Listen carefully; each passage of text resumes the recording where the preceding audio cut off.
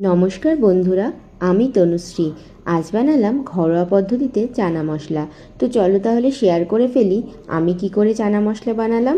প্রথমে চানাগুলো ধুয়ে 7-8 ঘন্টা জলে ভিজিয়ে রাখতে হবে। তারপর চানাগুলো প্রেশার কুকারে দিয়ে গোটা গরম মশলা, নুন ও পরিমাণ মতো জল দিয়ে প্রেশার কুকারে ঢাকনা বন্ধ করে 5-6টা সিটি দিয়ে নামিয়ে রাখবে। তারপর পেঁয়াজ, আদা, রসুন, টমেটো, কাঁচা লঙ্কা দিয়ে একটা পেস্ট করে নেবে। তারপর একটা কড়াইতে সর্ষের তেল দিয়ে কেটে রাখা আলুগুলো ভালো করে ভেজে নিয়ে তুলে রাখবে। তারপর ওই তেলেই জিরে, তেজপাতা, শুকনো লঙ্কা ফোড়ন দিয়ে ওই মশলাটা দিয়ে মিশিয়ে নেবে।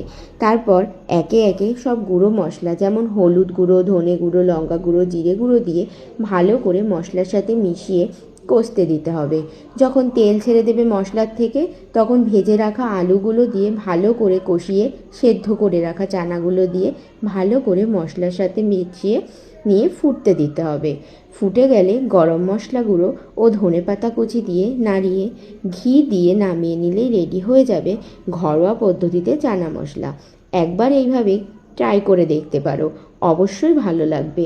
আর ভালো লাগলে একটা লাইক, কমেন্ট, শেয়ার করে দেবে ও আমার সাথে যুক্ত হয়ে যাবে আরও এরকম ভালো ভালো রান্নার রেসিপি পেতে। নমস্কার।